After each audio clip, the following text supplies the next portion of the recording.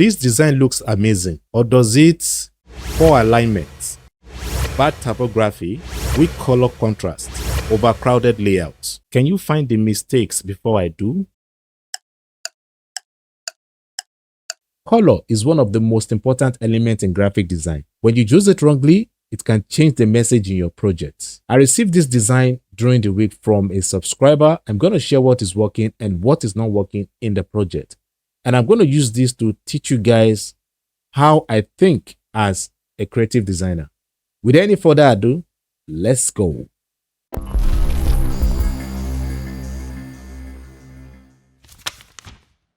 If you wish to see your design feature in any of our upcoming design review trainings, kindly use the Telegram link in the description section of this video to join the Ceasar Empowerment Foundation Telegram group and send your design to any of the admins aside from Ceasar Graphix. When you do that, your design will surely get to me. All right, so let's go straight to business.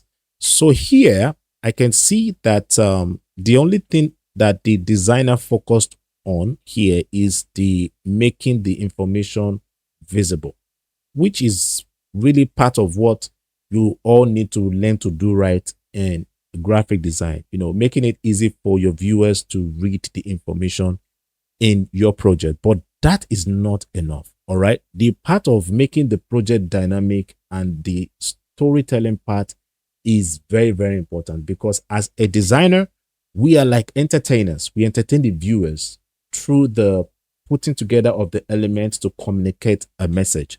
And here I noticed the designer did not really focus on that. I mentioned that color is very important. It's one of the most important elements in graphic design. You're not using it right can change the message in your project. And that's the mistake this designer did here. If you look at this boss here, you'll notice that the color used on this boss here is different from the colors used in the project. This made us think that the boss is the focus. All right. It made us think the idea here is to sell or promote the boss. And that's not the goal here. The goal here is to inform people that there's this conference and excursion coming up. I know why the designer used the boss is because he or she is trying to promote the traveling of people from one location to another location. But that is not really the focus. So I don't expect the boss to be this visible and stand out in a project. All right. And one of the reasons why, the boss is looking this visible to us is because of the value of the color used on the image. Because if you look at the boss, you notice that the value of the black we had on the boss is different from the value of black we have on the background. All right. So, and this made it look like this boss here is the focus. All right. So when I say the value of black, I'm talking of the shadow in the project. So this made it look like, yes, the boss is actually the goal here. And that is not really the goal. And the other part of not, doing the right thing in the project here is the part of the combining of the image. I'm talking of the photo manipulation part. If you look at this side of the project here, you'll notice that this is looking like something is not right here. It looks as if this is the road is, we can see the transparent part of the road on the refinery. And this really, affected the success of the design. Now, as creatives, when you're putting together images, please make sure you make this balance. Balance it to the point where it looks as if the picture is real. The right image to use for this that I believe really sell is using pictures of a group of people, which is the illustration I use in my version. Now, there are so many illustration that you can use to depict what the project is talking about. But for me, the illustration I believe is right for this is the using of people and the use of this type of image here, because this is mentioned somewhere here in the project. All right. So I expect to see touch of this in the project, but there are several ways you can make this visible in your project. And this is what will take us to the recreating of this design. But before that, I have a very important information I would like to share with you. We get calls a lot from people who are looking forward to go into design but can't afford to pay for design school. So because of this, we decided to start a foundation where we can be a blessing to these people. In order for us to meet our goals, we need you to support us with your donation. So if you have any amount you believe you can support us with, kindly make use of the information on the screen. Every amount that comes from you will be highly appreciated. All right, so let's go back to the tutorial. All right, so I started with the refinery image, and where I place the image is where I know that it's going to be visible for the viewers to see, and I use the lower third principle to place the image here. And at first, I try to use brush to blend the sky and the part of the image to the area where we have the white background visible in the project. But I noticed that my blending of the brush to the image is not really balanced. So I decided to duplicate the image and mirror it, then merge the two images together and use the content aware scale in Photoshop to fill the parts where I notice the error is in the project, so my viewers won't notice there's a problem in the project. So next, I place the image of the group of people in the project, and one of the reasons why this image work well in this project is because, you see, when you're using images in your projects, most especially pictures of people, the direction where the characters, the people are looking is very important.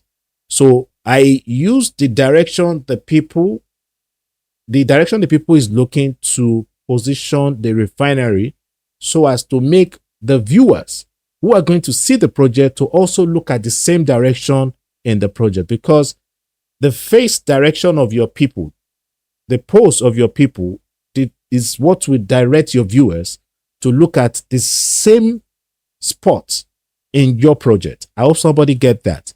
And if that makes sense to you, please hit the like button. If you have never come across this before, kindly drop a message in the comment section to make me know, yes, I'm actually teaching people. All right. Yes. So I did some photo manipulation move here in order to make the two images look like they belong together. First, I added fog to the project to create distance between the group of people and the refinery, because if I don't do this, it's going to make the photo manipulation flat, and when people see it, they start noticing, hey, something is wrong with this project. So I'm trying to make the placing of the images balance in order to make the project look successful, which is what I mentioned in the original version. That is the design from my subscriber. All right, so that is what I'm trying to do here. And the other thing I did here is I looked at the color on the group of people and look at the color on the refinery, and I found out that the color on the two images are different, which is also part of what you need to check. The color of the two images are, are slightly different from each other. So what I did here was to use color balance to blend the color, to unify the color. So I used the color from the refinery to achieve the color that I applied to the people in the project. All right, because color is also part of how you create unity in photo manipulation. In fact, it's one of the most powerful elements that you must make sure you pay attention to when you're combining images. Color is what will really unify those two images to make them look like, they belong together. And that's what I'm trying to do here. So I'm looking at the hue I'm looking at the saturation and also the value. So for the part of the value, I'm trying to use that to create distance. All right. The part of the saturation, I'm also using that to create distance, because whatever you are trying to make look like is far from the viewers, the saturation of that image should not be too visible, except if you are trying to say, this image, I want you to see it as one of the important elements in the project. Like you want people to see it first, so you can increase the saturation to make the color on it pop. But in a case where you're creating photo manipulation, where you're trying to say there's distance, you're trying to say the image behind is far from the one on the foreground, color or desaturating the color is one of the ways you can do this right. All right. So I started with the color that I have on the characters to achieve the project before I now change to the brand color. Now, every designer have their own way of, working on design projects. Okay. That is how I mostly, work. And it's not compulsory you follow my style. All right. I'm a fan of checking the color, using the color from my illustration to achieve my project, and then go back to the brand color to achieve the project. Okay. Yes. Continued with this solid color here, because that area where we have the solid color is where I plan to place the information in the project. All right. And I'm sure you guys can see that my layer panel is looking neat. I'm a type of designer that when working on Photoshop, I like to make my layer panel neat in order not to make the whole thing look busy to the point where I'm going to get tired working on the project. So I always like to, put my layers in group. And that's why I decided to group the background with the illustration in the project. Okay. Yeah. So there's another thing I noticed the designer did not, do well in his raw version. You see, when you're working on corporate design, it's always nice to make your title simple. The way you work on wedding ivies, party posters should be different from the way you work on corporate designs. Now, there are some corporate designs that you need to make look like a party poster. And that is why, as a designer, you need to know the message. You need to understand the goal of the project. The goal of the project is what mostly inspire the layout of the project. Don't say because, okay, you saw a design somewhere and then you feel, hey, I like this layout and I want to achieve this layout for this project. No, you don't work that way. The way you work as a creative person is to first know the problem you are asked to solve, which is the goal. And that goal is what inspired the layout of the project. And that's the reason why I decided to make my title look this simple in order to connect it to the type of projects that I want the viewers to quickly understand where it's going. And as a creative person, these are what I believe you should learn to do. It's good to play as a creative designer when working on posters or flyers, but make sure your play is still in the line of what the project need to do. Okay. Yeah. And the other thing I did here is making the project dynamic. I'm sure you can see how I played with the dates in the project. I shared this when I was reviewing the design from my subscriber, that we are entertainers, and how we do this right is how we make our project look dynamic. So when you're working on corporate, you're working on a project for a corporate firm, or you're doing a corporate flyer, you still need to make your project look dynamic. All right. You still need to make it look dynamic. And part of how, you make your project look dynamic is when you use the asymmetrical layout. Now, I'm not saying symmetrical layout is bad. You can still use symmetrical layout. When I say symmetrical layout, I'm talking of arranging your content, your element at the on the center of your frame, like the way the designer did in his or her version. All right. So you can work that way. In fact, you mostly see layout like that when you're working on books. That's when we mostly use symmetrical layout. But when it comes to flyers, posters, it's always nice to use asymmetrical layout. Why? Because it's part of what's going to make your project look interesting to the eye. In fact, it's one of the ways that we creatives create the unexpected when working on our design project. So this concept of placing the names of the people to contact if you have questions regarding the event, this is the same layout the designer used, where placing the names of the people, which is very okay. And for those of you that don't know, one of the reasons why we always do this in graphic design is when we're trying to achieve space.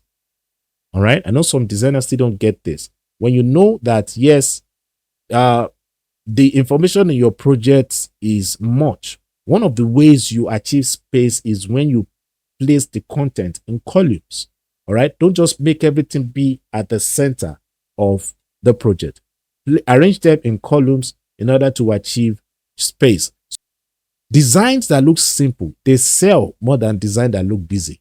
And one of the tricks that I've been using to win the heart of my client is making their project look simple. Every client wants a project that informs the viewers what they want them to know.